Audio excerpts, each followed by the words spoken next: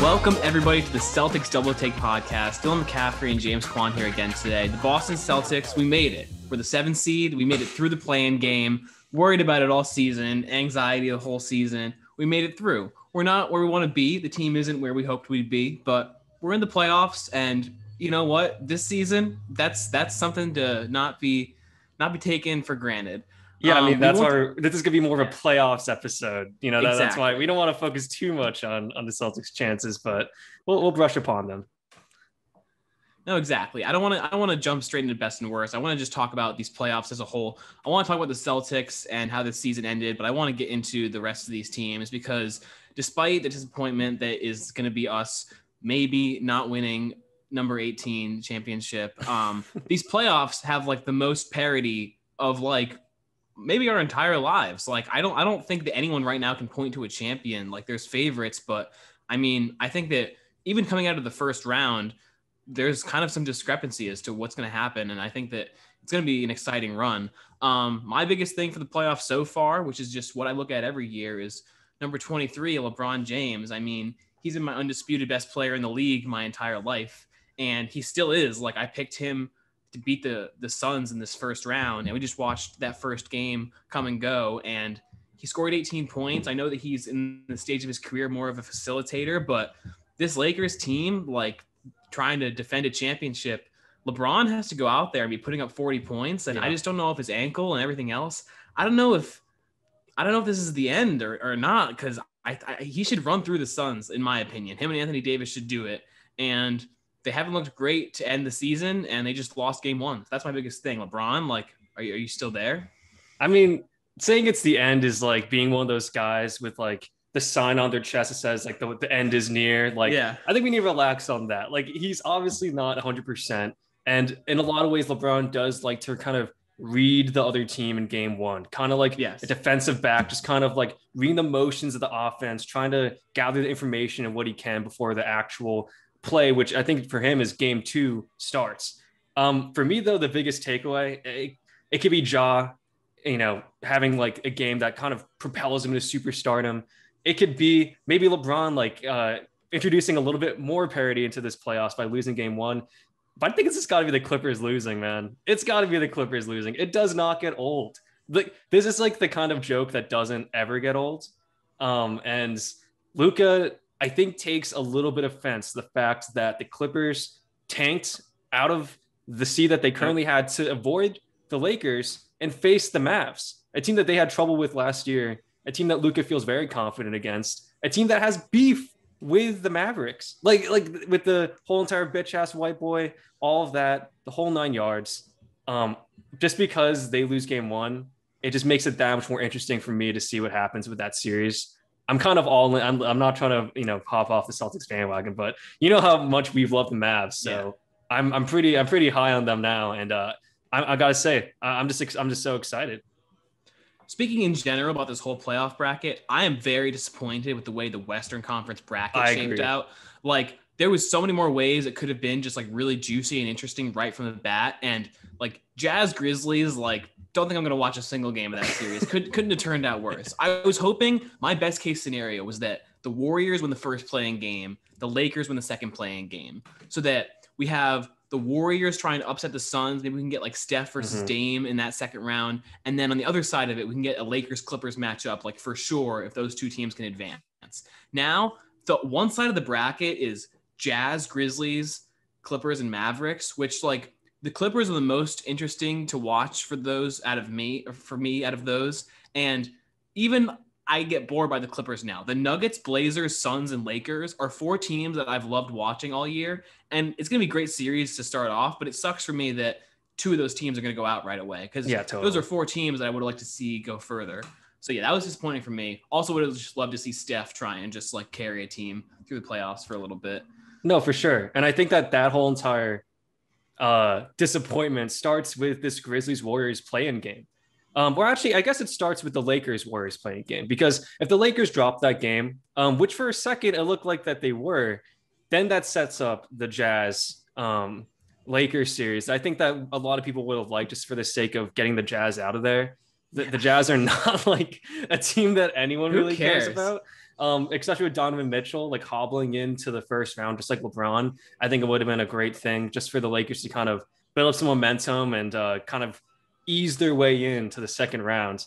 Instead, we have a Phoenix team that's extremely likable with guys like Chris Paul that have never been able to catch a playoff break in their lives. Probably going to get eliminated. I still think that even after this game one loss, the Lakers should be heavily favored, that they will figure this out. And that sucks because I really did want to see Devin Booker and Chris Paul at least farther than the first round. I think we can all agree on that. The Grizzlies Jazz series is probably another. It's just, I think Adam Silver probably drank himself to death, just knowing that his ratings issue and crisis is just going to get worse with that first round matchup. But I have to say, don't count the Grizzlies out. And I don't mean that to say that they're going to go far. I mean that to say that they can give the Jazz some trouble. So don't count that series out just yet, because I think if it's Grizzlies Jazz game 7, you're going to tune in. Am I right? I'll tune into any game 7, but I don't have as much faith in the Grizzlies as I would have in Steph trying to carry the Warriors. I didn't get to watch the Grizzlies Warriors game, but I saw the floater. Magic. I saw the floater that Draymond missed to like send it to overtime. I think, oh my goodness, like wide open. It's like the Patrick Ewing in winning time, just like the Red Sea parts, just a wide open floater. He missed everything from 4 feet. That was terrible, and it cost them the playoffs. Like, I don't know if Klay Thompson is enough to honestly make up for how far Draymond has fallen offensively. Like, people keep talking about how he's just like, he's Dennis Rodman or whatever. He's got all the intangibles, but the stat line says otherwise, and plays like that say otherwise extensively. No, for sure. And if that in that game, he does hit somewhat of a big 3 late in the fourth. But I have to point to Draymond Green for not being the offensive. Not that he was ever a huge offensive weapon, but having somewhat of a factor on that end. That was what we're used to in their 2016, 2017, 2018 runs. But I gotta say, man, like Andrew Wiggins, get that guy out of town. I mean, I'm upset about our Kemba contract. They're paying Andrew Wiggins like $40 million. And the amount of threes that he had missed, the amount of big moments that he had not capitalized on, it's really crazy to think, like, in that D'Angelo Russell trade, I feel like every team that gets rid of D'Angelo Russell wins the trade.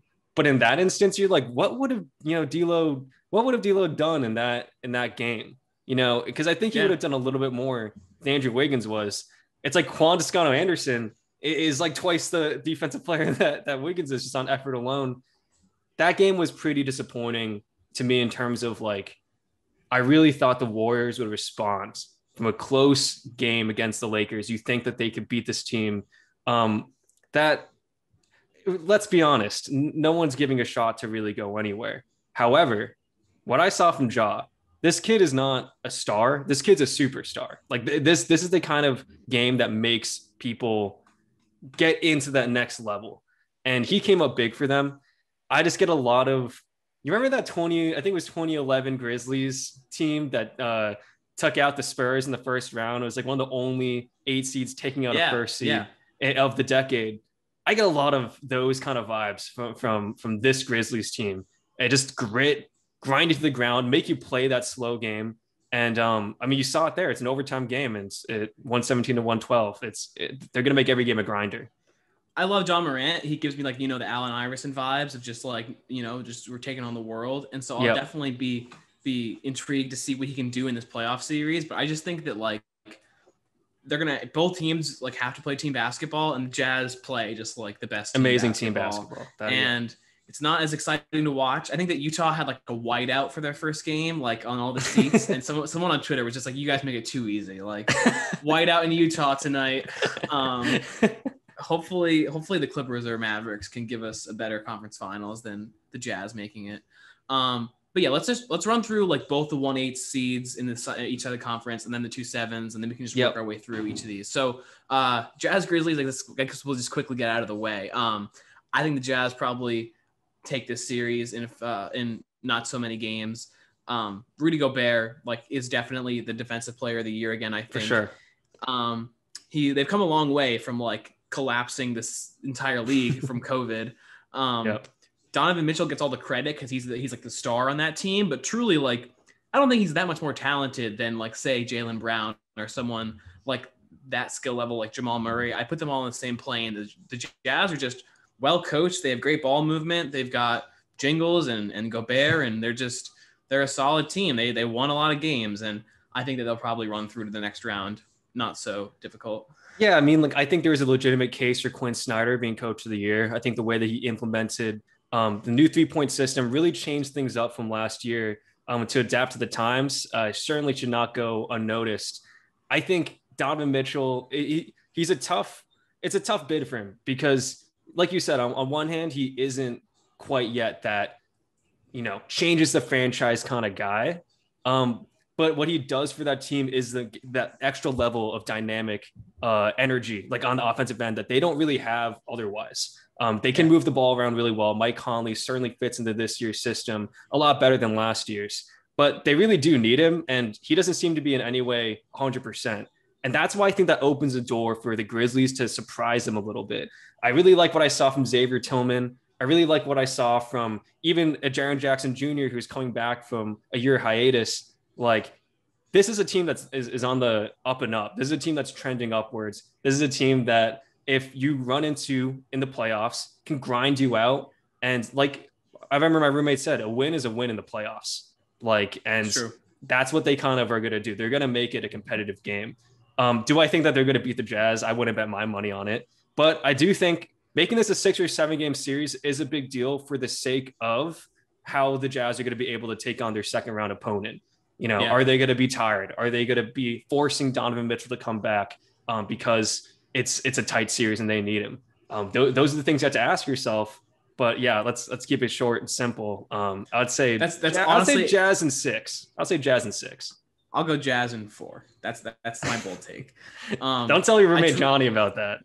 No, I didn't tell him I wanted the Warriors to win. I won't tell him I'm picking the Jazz in 4. Sorry.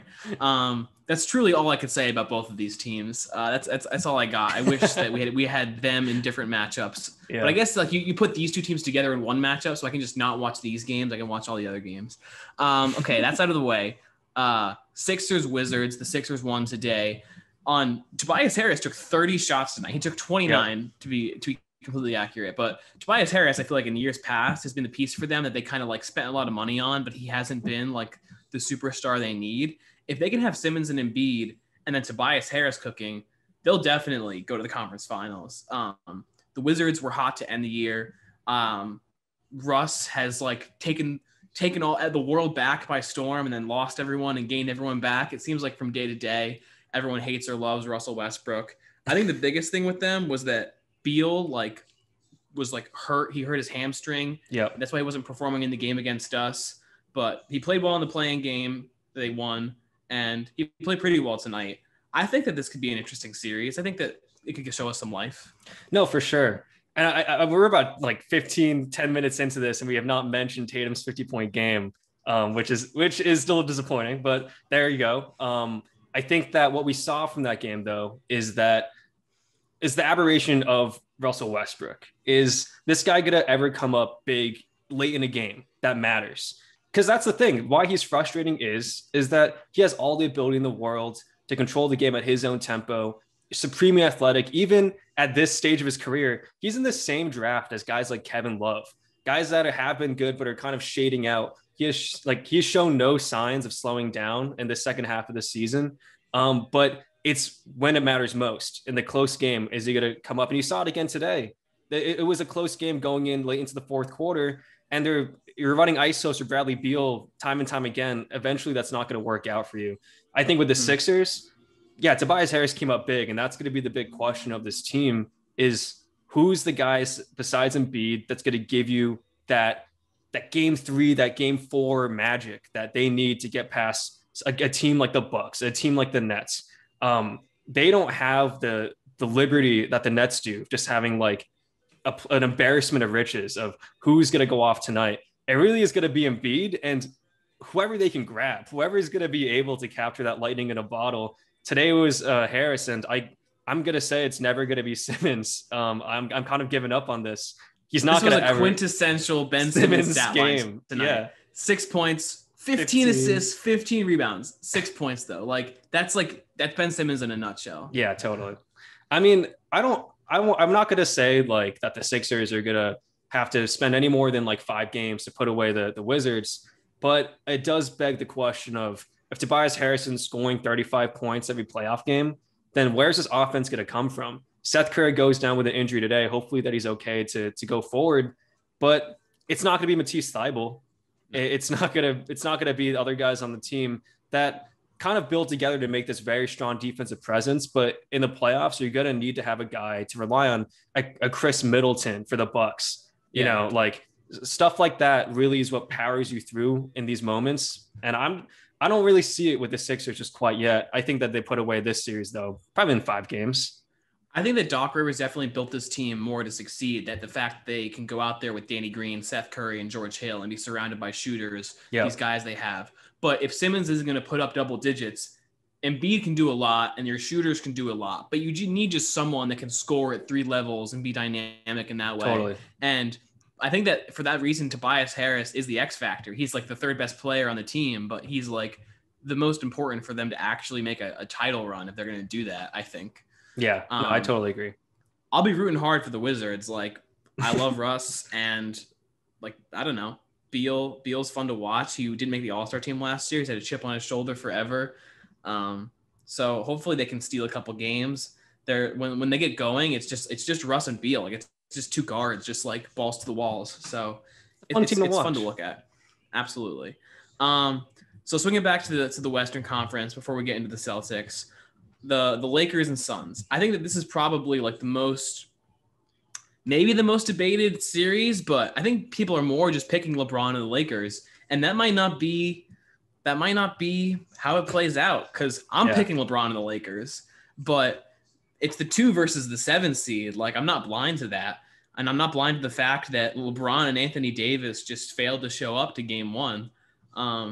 Devin Booker is getting better every day, and Chris Paul is a maestro. He's got so much to prove versus this Lakers team that's tired and that has failed to figure it out in a lot of ways. And yeah, LeBron and Anthony Davis should both be top 4 players in the entire NBA. And they didn't look like top 2 players in the game today.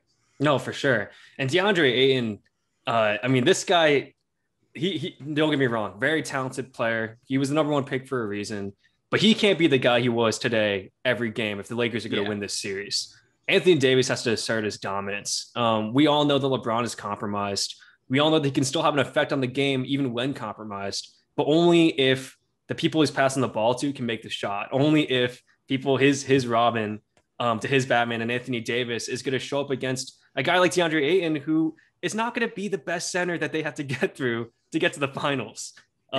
So certainly not a great sign. But again, I'll keep it short and simple. I think this is a 6-game series. I think it's competitive, but betting against LeBron is kind of like betting against Tom Brady. It's just like if sometimes it makes sense. Sometimes you look at the numbers and you're like, there's no way. But when you bet against him, you kind of look like a jackass every time. Because you're just like, oh, wait, this has actually happened 6, 8, 9 times before. And I've kind of got burned every time that I thought that he wasn't going to show up. So until prove it otherwise, aka Game 2, like pending a Game 2 loss, I don't think I'm pretty staunch on this being like LeBron figures it out. Everyone makes adjustments. I don't think he's going to stop at anything to get at least out of the first round. I agree. I think LeBron is going to win this series. I think that he's got just too much riding on it to let that slip away. Yeah. And also Chris Paul just can't do anything in the playoffs, sadly. But I've argued this for a while, and I kind of gave up on it for a minute, but I take Rondo and Dwight Howard over Dennis Schroeder and Andre Drummond. And I think that is like being solidified a little bit. Like, I think Schroeder and Drummond are great, but I think just like a championship pedigree team built around LeBron James, I think that just Rondo and Howard were just better in their roles that they had. Totally agree. And yeah, like Kyle Kuzma had 0 points tonight. He's supposed he was touted as a 3rd option for a minute there last year, and that's just, it's such a far fall to where he is now. Caitlin Horton Tucker had 2 points in 7 minutes. I'd honestly give him more of a shot. I know it's the playoffs, it's not time to experiment, but he's one of the guys on that team that I feel like has been a spark this year. Not that I've watched a ton of the Lakers or him, but the Lakers need something other than just LeBron and AD, because LeBron loves to dish and AD has looked slow, and it's just like Pope and Caruso like just trying to create shots, and that's not necessarily their skill set. No, for sure. And I think that when the season started, everyone was praising Pelinka, saying that like you reloaded, you got Marc Gasol, you got the 2 candidates for 6th man of the year last year. That in theory should have put you over the edge, especially when you had already won it. But playoff Rondo is like a thing. It is a real tangible thing that they miss right now. They missed in the play-in game. They miss it right now. Montrezl Harrell, I mean, the guy's been dissatisfied with his role all year, and it's showing now that I don't think he looks as comfortable as he did with that run with the Clippers last year. And then you talked about Dwight Howard. We all clown him, but man, was he a physical force? And there were a lot of times in that Nuggets series, Western Conference Finals last year, where Dwight Howard really was the difference maker, just disrupting what they're doing inside. And also the Twin Tower effect of having AD and Dwight Howard protecting the rim. They don't have that physically imposing nature that they did last year. And I think it's gonna bite them in the ass when especially going past the Suns, even against teams like the Nuggets, if they get there, even against teams like the Clippers who can get physical with you. I don't know if I see it just right now from the supporting cast. I don't know why Andre Drummond isn't that guy. Like, as a Celtics fan, I always looked at him on the stat sheet like, oh, I'd love this guy. And then you watch him and be like, do we really want him? And now that we're watching him on this team, it's like, man, like, how does someone that grabs that many rebounds and is that big just like not impact the game the way that he should? It just doesn't make sense. Like, Dwight Howard put up half the rebounds and seemed like he was putting on a show. It doesn't make sense to me. But I'd love to move into the Celtics, the name of this podcast. We've been avoiding it for a minute because it's been a tough go. We lost Jaylen Brown, which was already going to be hard, and now it's just it's impossible. And it really was going to be like tough to watch those guys. Like it's almost a little bit of an excuse. Like, oh, we don't have Brown. Like this was like the season was just not a healthy season for us. But it's tough to watch our guys go out there, and tough to watch Tatum just like expensing all his energy and us walking away without a win. So the end of the season, very disappointing. We thought we could get the 6th seed, and we just couldn't climb the ladder. Thank God we won the play-in game. Tatum 50-piece. That was inspiring. That made me feel like maybe we can steal some games against the Nets. And, maybe we can. I think that like we're seeing a little bit of an ascension from Tatum. He's still only 23, and he is like the de facto, like one of the best players on the court, best player on our team, obviously. Whenever he's out there, like he's going toe to toe with 3 of the top 10 players in the league, like trying to battle it out. And I was honestly encouraged by game 1. Admittedly, was extremely disappointed, not because of the loss, because I couldn't watch the game. I had to record it. And the whole day I was like, do not tell me the score. No one tell me anything. I avoided all the notifications. And I was watching it when I got home from work. I saw a text from my friend by accident that said Celtics in 4 at like 10 p.m. I was like, oh my gosh, a whole day I waited. I just spoiled the game for myself, but at least they won. I watched the whole game like, man, I can't wait for this run to happen. I can't wait to watch us go off. Then there's like 2 minutes left and we're down 10 points. And I'm like, wow, this was an awesome ending. I'm mad that I got it spoiled, but like, this is about to be sick. And then we just lost the game. We just thought he was messing with me, or I don't know what happened, but we lost the game. That was heartbreaking to me. You got clowned, Dylan. You got clowned. I got clowned. That is a tough one to swallow. But I will say, I think we both were kind of low-key hoping that they would have dropped the game against the Wizards. Because I think that us facing the Sixers is a little bit more of like, not that we had a shot against either team, but we do have the Sixers numbers a little bit. I think we could have gone their head just that much more. I think it would have been a little bit more of a series as opposed to the Nets.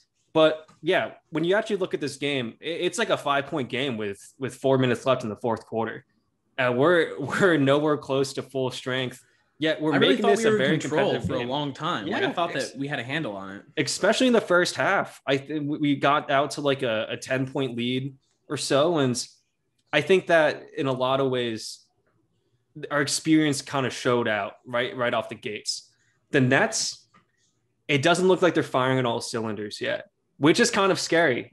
They have these runs. They have like these like 20-point runs where one of their players goes off and like they get into a rhythm and they can kind of change the course of the game before you even know it. You like blink and like it's a 20-point swing, but they're not at the point yet where it's like 2018 Warriors style, where everything's a well-oiled machine, where the ball is moving. It's like your head's always on a swivel, just wondering like who's going to hit the shot because it's going to be one of these guys.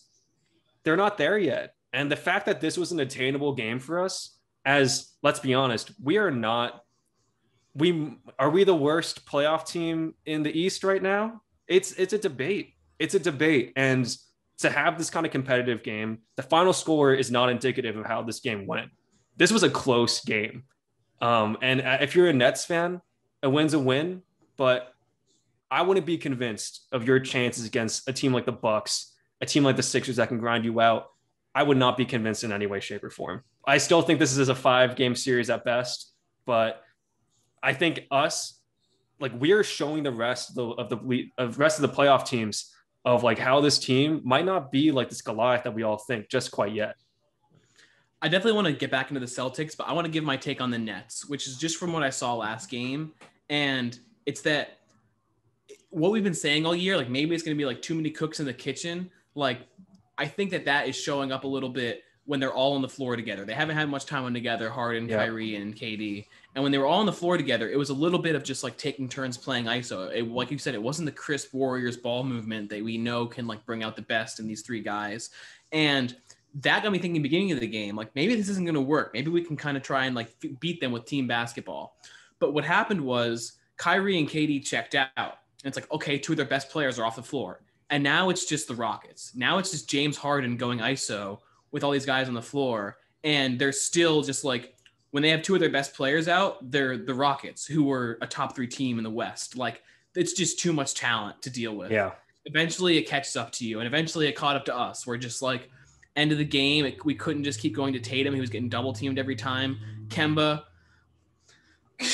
can't make a damn thing. He made 2 threes, I think, at the end, like to save his stat line. But like, yeah, that's just not a great game. It's not a great game from Kemba. Robert Williams, another near triple-double, this time with blocks, rebounds, and points. He was the most fun part to watch. Smart gave us all he had. Maybe if Jaylen Brown's in there, maybe a little too much. I think Smart maybe gave us a little bit too much, but yeah. Fournier, I also wish could put up a little more. It is what it is with that guy. Jaylen Brown, I don't know if he turns the tide in this game, but I do think that, and I was talking with you about this a little bit, if Tatum like shows how he can be a number 1 option, we can build around him. I think that the door opens a crack. If after next season, like we don't figure it out, if we like really try and make a run and it really doesn't work, maybe the Tatum Brown duo isn't meant to be. Not because they haven't, like they both haven't reached their peak yet. They're going to keep getting better. But do you want to wait until they reach their peak for 4 more seasons of them playing just the same game on the floor at the same time before you decide, yeah, you can't just have 2 of the exact same player in this role. Maybe we need someone that brings a different skill set. Maybe it's a prolific guard, like a prolific point guard, or it's like a big man. But Jaylen Brown, I think just being hurt right now, his place on the team gets a little less solidified going forward, depending on how these playoffs play out. Just something to look for. I love Jaylen Brown, and I'd love to win a championship with Brown and Tatum. But that's what comes to my mind when I'm watching this game. No, I agree. I think that it's all about timing. It's really more about timing than it's not because of a lack of talent. Like these guys are 2 people that every team in the league would love to have. But let's be honest, like the list of people that 110% should not leave the team next year is Brad Stevens, Jason Tatum. The list ends there. You can make a case for every other player and executive that a move could be made, and it would be in some kind of way justified. That's where we are with this team. I think that, like I said, it's not because of lack of talent. We love to keep Jaylen Brown. We love Jaylen Brown. And guys like Marcus Smart, we fought tooth and nail for that guy. But it's like you can't deny when something isn't working. It's like a relationship. You got to, when something isn't working, you know it's not working deep down. The writing's on the wall. The writing's on the wall. And I think that with this team, that's where we're headed. And it could end pretty badly. It could end with us losing both. It really can. So let's try to play some damage control. I think that's enough Celtics talk. I think we're getting a little doom and gloom. We got it in there because we had to, but it's tough to talk about. It's a bitter subject. For sure. Okay, so now we can go into the 4 and 5 on the other side, which we've already talked about a bunch, but it's the Clippers and the Mavs. This should be a fun series. I feel like the Clippers are kind of like the team I don't like. I wish they were better so I could not like them more. But yeah, Luka's not even. It's not even like a Luka Kristaps team because Kristaps, he's fallen off the radar for me. Yeah.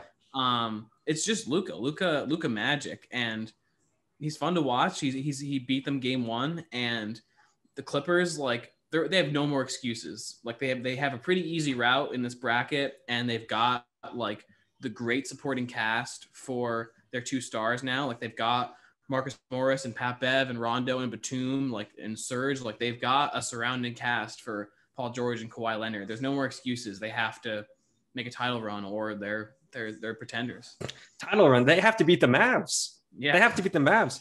And I don't know if I see it, just because, first of all, let's focus on what the Mavericks doing, because I think this is more about Mavericks being good than Clippers being bad. I think the Clippers are still a great team. They have as much of a shot as anyone in the West outside the Lakers. But I want to make a case that the Mavericks are not a Luka KP team.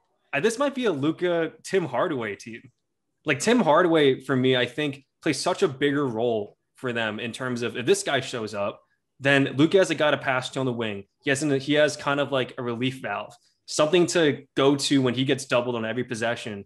If Tim Hardaway could be the kind of guy that you can't leave open, a guy that could be a secondary playmaker, he's a slasher. If he has a great game, if he scores 20 in this series, the Clippers are in a lot of trouble, because outside of him, it's not like that guys like Brunson don't show up. They put in their 15. So if you're looking at this Mavs team as like, we can neutralize Kristaps Porzingis and have a bit of a shot, you're fooling yourself.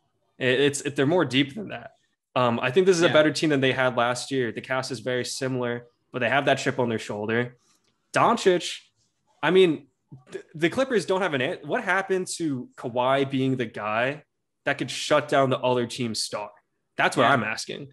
Because he's gotten his ass handed to him by Luka in the past like 7 games that they've played, and they don't seem to have an answer for him. It's not like, has a triple-double but is not very efficient, or scores a lot but doesn't get his playoffs involved. It's 31-point triple-doubles for Luka when he faces the Clippers, and with no sign of slowing down at all. It's not going to be enough for Kawhi and Paul George to combine for 50 points. It simply won't be. And you saw it in that game.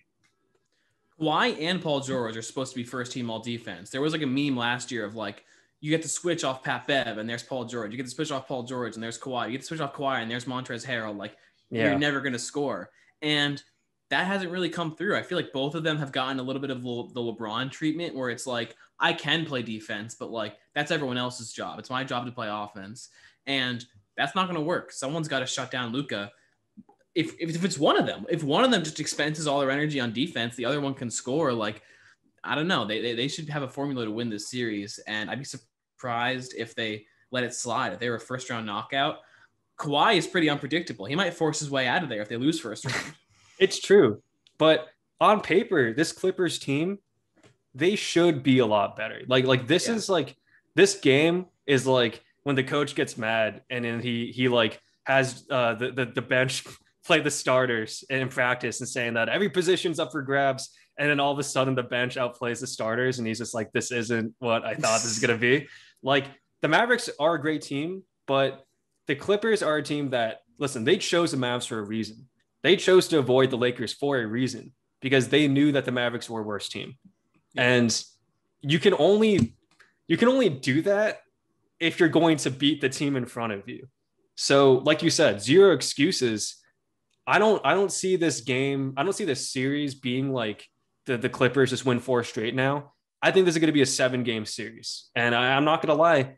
If Doncic keeps playing like this, if Tim Hardaway could be some kind of an X factor, I'm giving this one of the Mavs. That's what I bet my money on. I'll still bet my money on the Clippers just because, just logically, I can't see how they could blow this. But if Luka continues to amaze me, and he would amaze me if he could carry this team past the Mavericks. And I think if he does, he would definitely carry them past the Jazz. So A Luka conference finals, especially like a Luka LeBron conference finals. Ooh, that'd be something. that'd be something. That'd be something to watch. Now, a small note before we move on. Yep. Clippers don't play Luke Kennard, which they traded Landry Shamet away for Luke Kennard.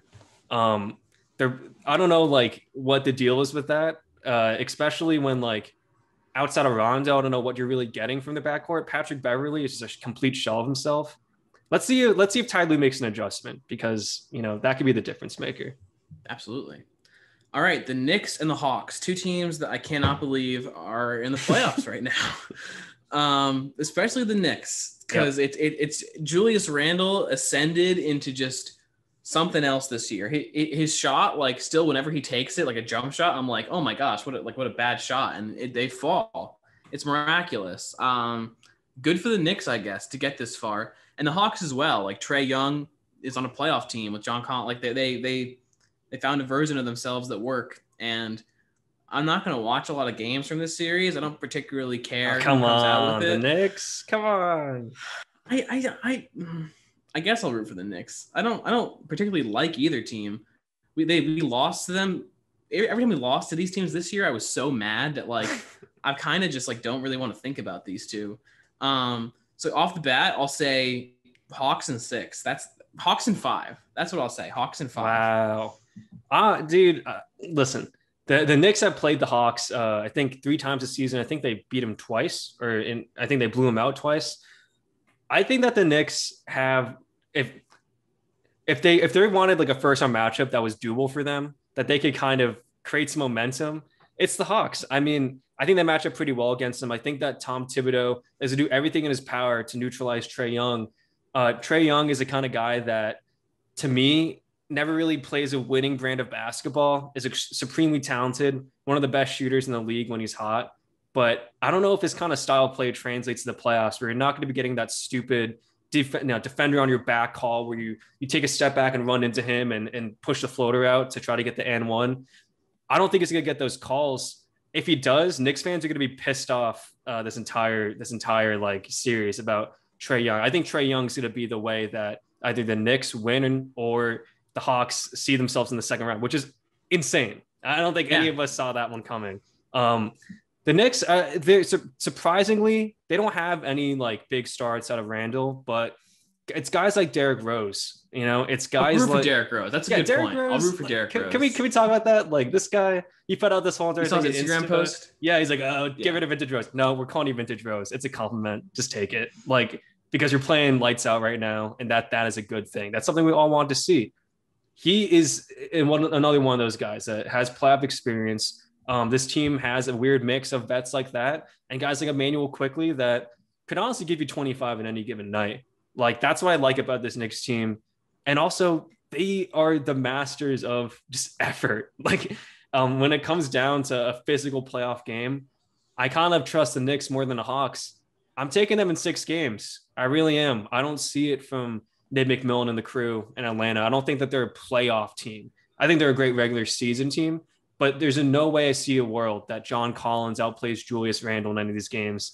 There's no way I see a world where Derrick Rose doesn't score 20 a game, where Trae Young is going to be this kind of Steph kind of guy in his first playoff series. I don't see it with them. I don't know. I really do think the Knicks have something special brewing.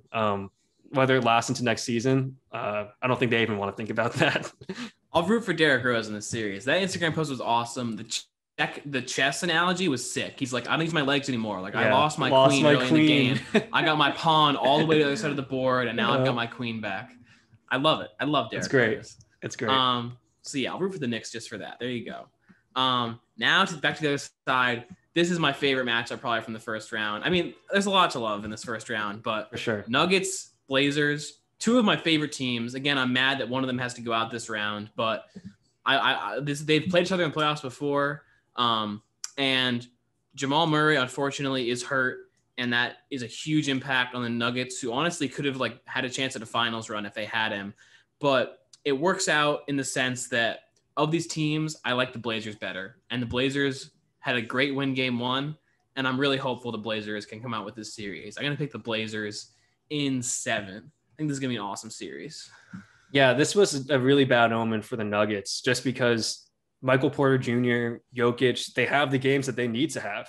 Yep. Porter scores 25. Jokic has his classic 34-point game paired up with 16 rebounds. I mean, what more can you ask?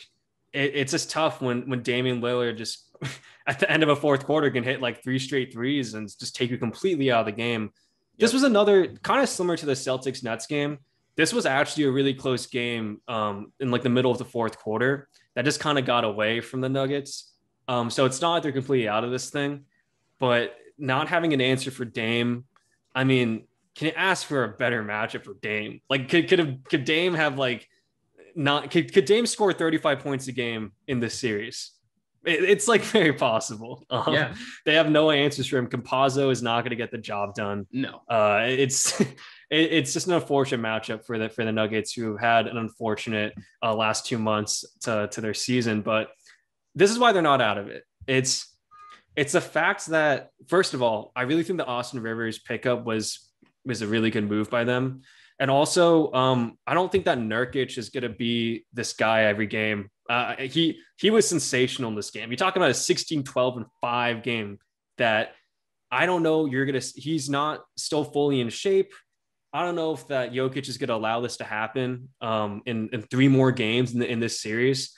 There's a lot of times in which Nurkic turned the tide for them, especially in that first half. So if that's not going to happen every game, I think this still could be a close series. Just for the sake of Jokic alone, I'm going to have to say Nuggets in 7. I don't think that they're going to allow CJ and Dame to just wreak havoc on their backcourt for as long as they did in past series. So I also just don't see the Blazers' defensive intensity, being sustainable.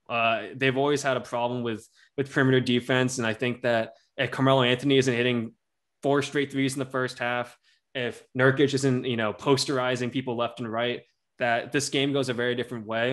And I do think that's going to be how it plays out.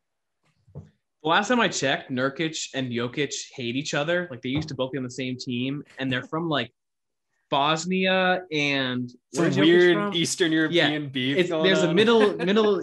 Yeah, there's some beef there, and I think that like that can bring out something from Nurkic, who is like kind of a defensive specialist, to like try and shut down who's the guy who's probably the MVP this year in Nikola Jokic. It's gonna be a great series either way, and I'm rooting hard for the Blazers, because if the Celtics are out, I'm ride or die for the Blazers and Damian Lillard. Melo is awesome when he's out there hitting shots and pumping 3 to his head, and it's Cantor's on this team. What more could you want? It's a lovable squad for sure.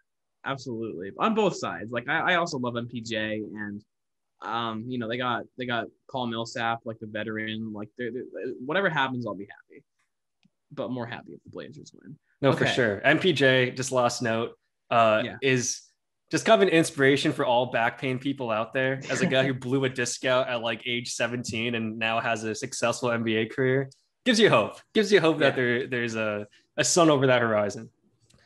Definitely. Feel good story.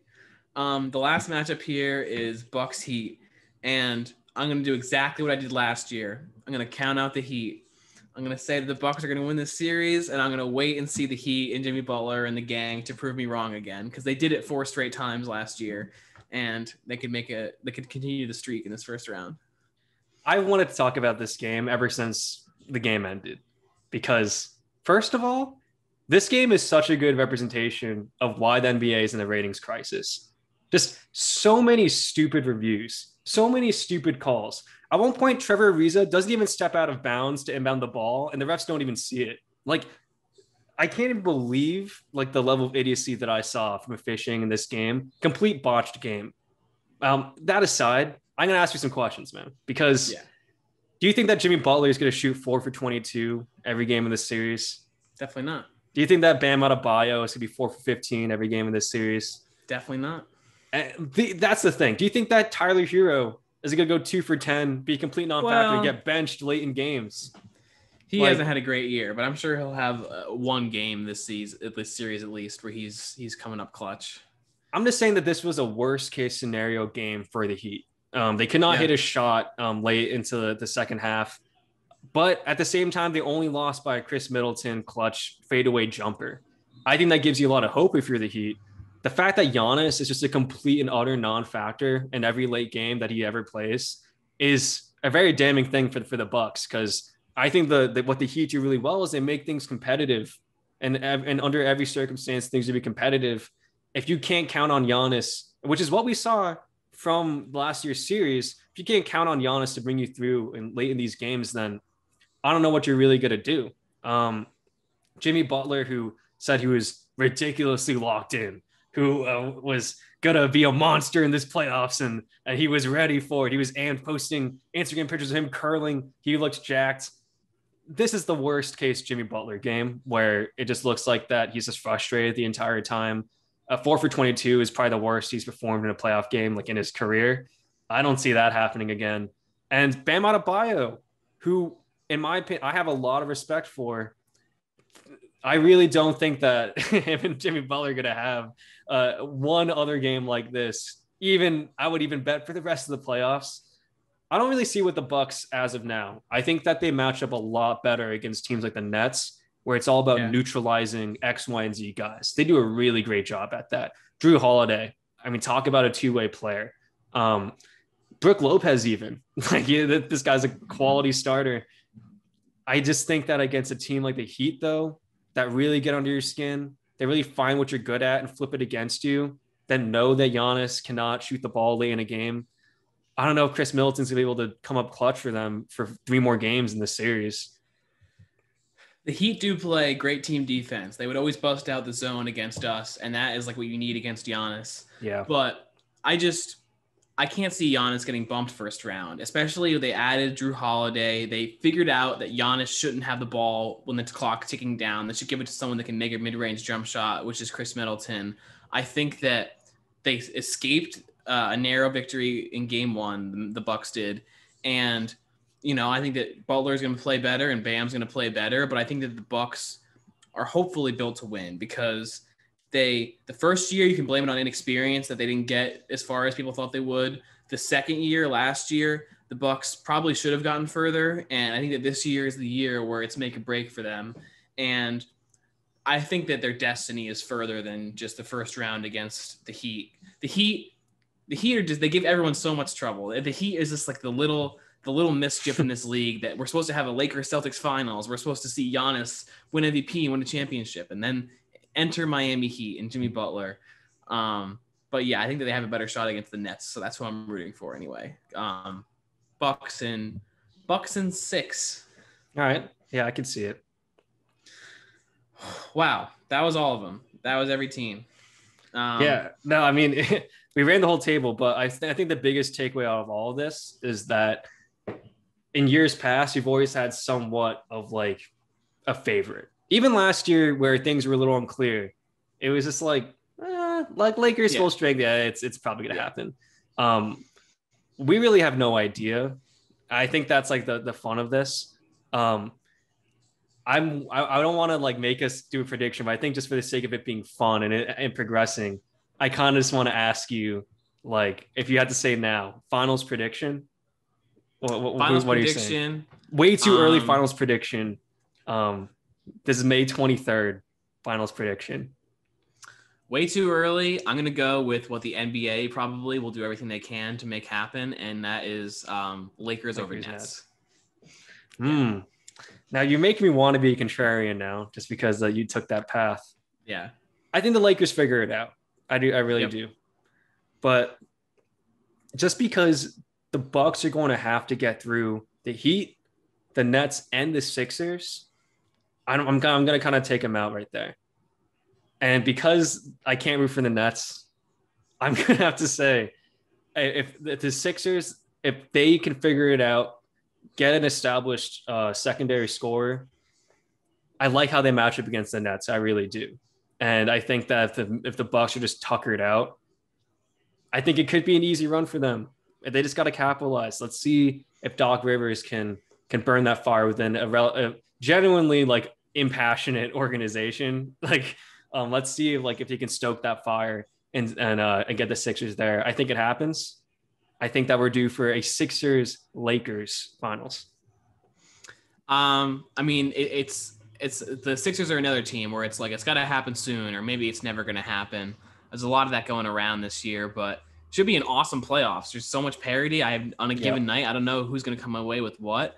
My last note on the subject is that it's no accident that I wore my 18,624 Untucked shirt. At the time, I thought it was a stupid giveaway shirt for the 2018 playoffs, but this year I've cherished it. Like, I was in the Garden for a playoff game when they were allowed to have fans there. And at the end of this month, we're going to have at least one game at the Garden where the fans are back. Tune in Sunday night. It's going to be loud in there. Even if it's our exit, we're going to have a good preview for next season. Fans are back in Boston and hopefully around the league. Hopefully the finals is sold out. Basketball's back. The playoffs are back. And it should be one of the most fun runs we've seen in the last 2 decades. I'll go on a limb and say that.